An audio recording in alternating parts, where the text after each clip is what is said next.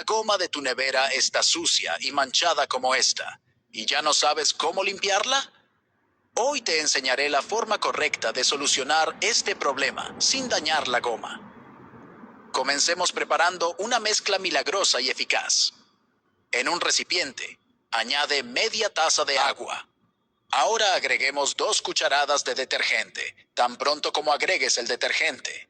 Mezcla bien. El siguiente ingrediente es vinagre blanco. Agrega 2 cucharadas y mezcla todo muy bien. Para finalizar, agreguemos 2 cucharadas de bicarbonato de sodio para facilitar la aplicación. Transfiere la mezcla a un rociador. Esta mezcla es muy poderosa. Estoy seguro de que te encantará.